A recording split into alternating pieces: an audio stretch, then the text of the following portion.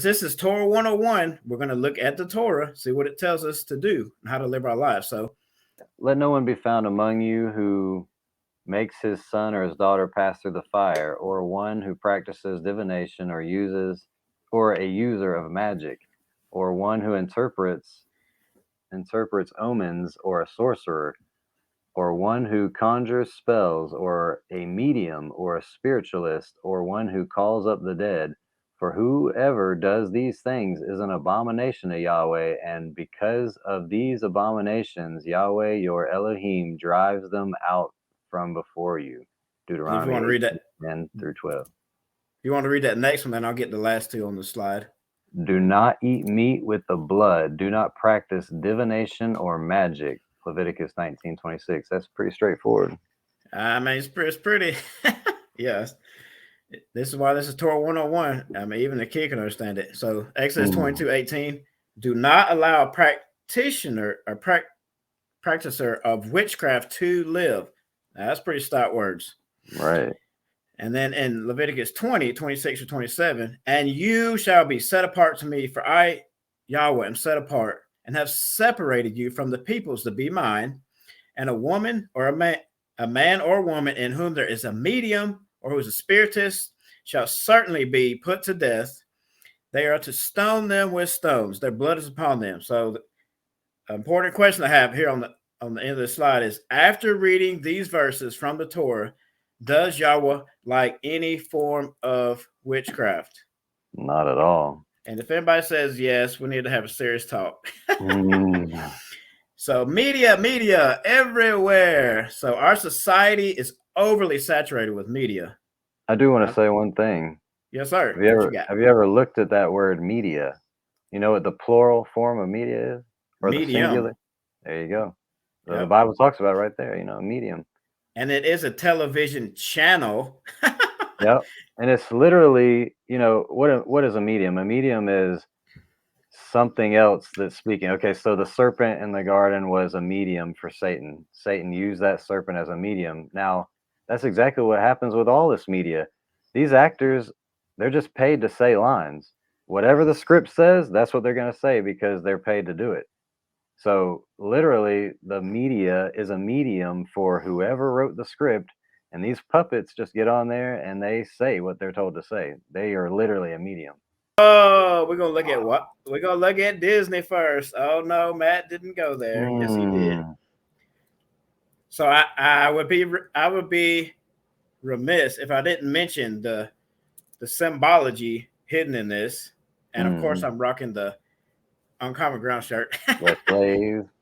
If you're not subscribed to Westplays' channel, get over there. Stop playing. Yeah. So I won't touch on it too long, but real quick, you can see that they're busting through the firmament like they tried to at the Tower of Babel at the top, and then I'm sure everybody knows about the 666 and Walt Disney's name. So we don't have to beat that drum too much. So let's look at the Magic Kingdom. Oh, wait, didn't the Bible say something about magic? Uh-oh. I think it did. Uh-oh. Abomination, didn't it? The Abomination Kingdom. Whoa. Oh, yeah, that's a good way to put it. See, that's why you're on here. So Disney is presented to us as safe, family-friendly entertainment. Is that true? No. Here's a real good question we have to meditate on. Can you watch a Disney movie and be Torah observant at the same time?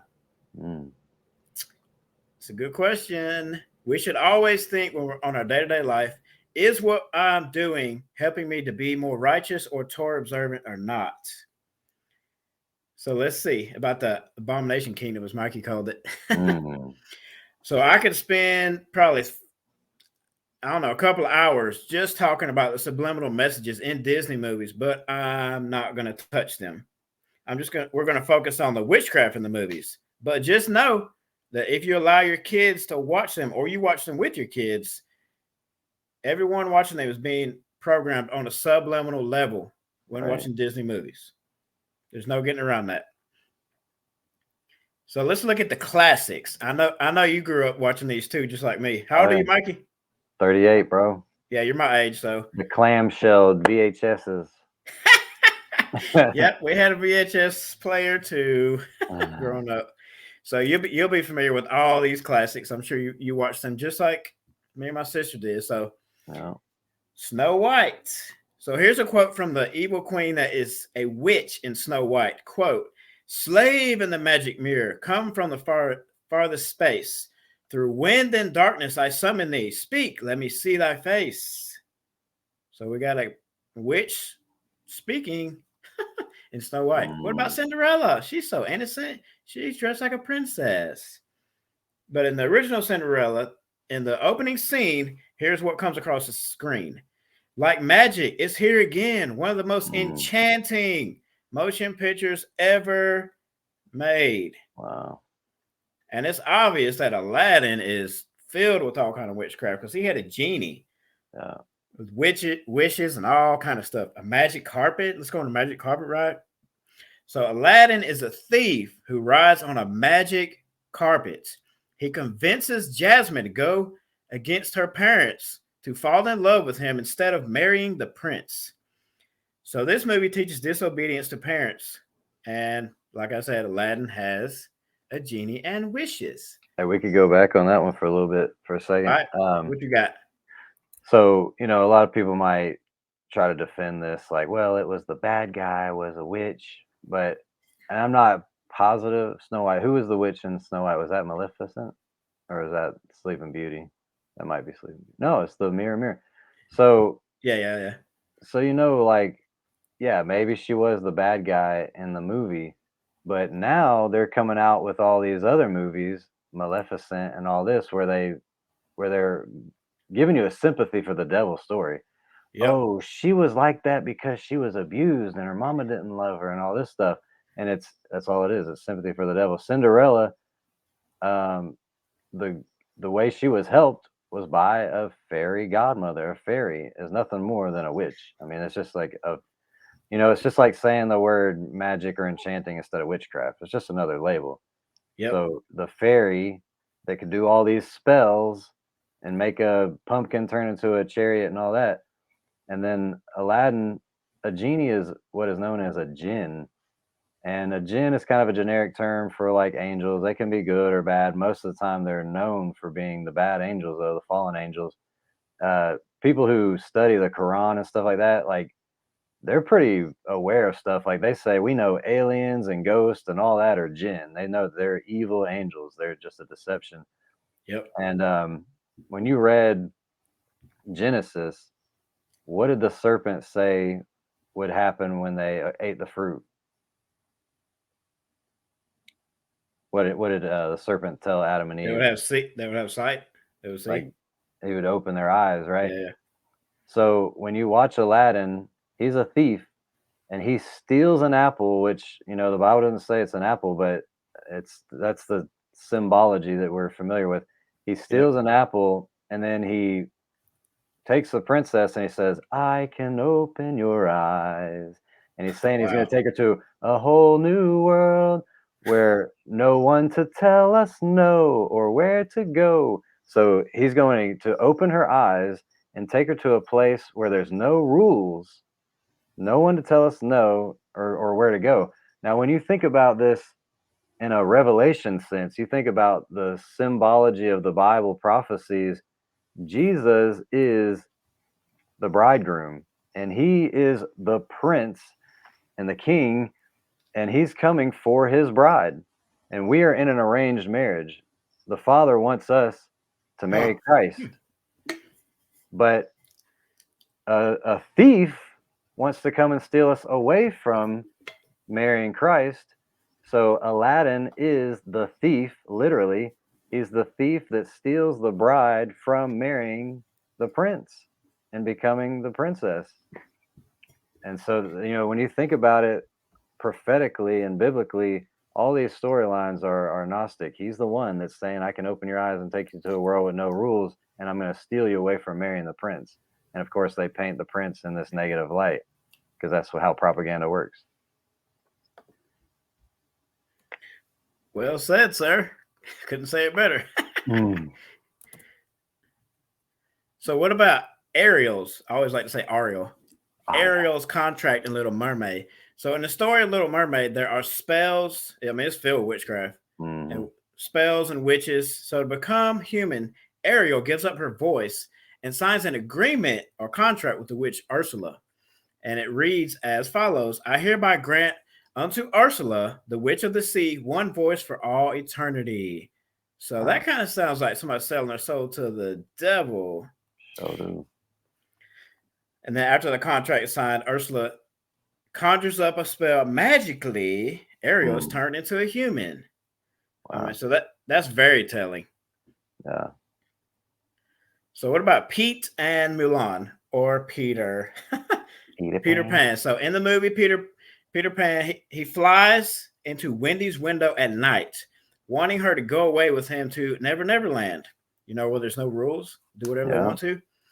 For the parents that's watching this that have teenage daughters, what's your take on Peter? Mm. I mean, he's not exactly a good dude. And then there's Tinkerbell, who's dressed like a whore. I know that's a tough word, but I mean, It's let's call it biblical. spade. Let's call it spade a spade with Disney. And she's a fairy. So what about Mulan and her little dragon friend?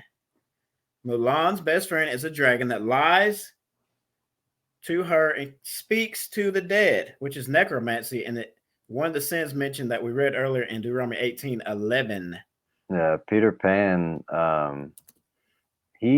He takes her away to a place where there's no rules, no parents, and they're called the lost boys. I mean, that's what the Bible refers to as when you're lost, you're you're damned. You're not kingdom bound if you're lost. And he takes her away to this fun place, never land, no rules, no parents. And the other one, Mulan, when you see the beginning of that Mulan, it's talking about the red dragon as being that he's gonna be heir to the throne. He's gonna get the throne and all this stuff. And he's lying and all this stuff, and by the end of the movie, he's supposed to lose his position because of something. I don't know the whole storyline because we don't really watch these things. We research them, but for some reason he was supposed to lose his position, but he ends up keeping it anyway. The big thing that was in Mulan, and it might have been the second one, Mulan 2, was same story. She's supposed to marry some guy that her father wants her to marry, just like we're supposed to marry Christ and our father wants us to marry him. And she doesn't want to. And there's a conversation with her and her friend, and the friend says, uh how did you know how to, like, not obey the rules or whatever? And she said, well, I guess I just realized that I had to follow my heart. And she goes, yeah, follow my heart and break the rules, that. And then she's like, yeah, that's great advice, and runs off. Yep. And that's going to be the main theme in every Disney movie. They literally say "Follow your heart" is like their main theme. They got ice capades and everything that are titled "Follow Your Heart." But Wow. every theme, we actually have a video on our channel called it's called "The Disney Deception: Follow Your Heart," and it has Mickey Mouse on the face of Aleister Crowley because "Follow Your Heart's just do what thou wilt," friendly version, but it's it's like movie after movie after movie after movie of them saying follow your heart, break the rules. And yeah, it's very interesting, and it just shows you like this is repetitive brainwashing. That's how indoctrination and brainwashing works. And my lovely Mhm. bride made a good comment. She said, be careful what covenant you agree with. Yes, Yeah. ma'am. Awesome wisdom. So, since you mentioned a few of the things, Mm. the common themes in Disney movies, one, obviously, the witchcraft, which we've been drilling deep or heavily. Two is what you just talked about, following your heart, which a lot of times in the movies, in the plot, is disobeying parents, or like Aleister Crowley said, do as thou wilt, that philosophy, which that's terrible to teach that to kids. That is Yeah. terrible to put that in their subconscious. When they're adults, that manifests in really bad ways. And then females dressing like whores. I mean, I hate to keep using that word, but it needs to be said because that's what happens. And of Yeah. course, I got you gonna say something, Mikey? Well, I was just gonna say in that movie, there's this whole song, the song that everybody sings. I can't think of it right now. What is it? That from the Frozen movie? Um, Let it go, let it go. yeah, Let It Go. Okay, so she says, "No right, no wrong, no rules for me. I'm free." That's literally Wow. what your kids are singing. No right, no wrong, no rules for me. I'm free. And it says, "Let it go, let it go." And parents are just like, "Oh, that's so cute." No, it's not. That's evil. Wow. Yeah. Okay, check this out. Listen to what she says.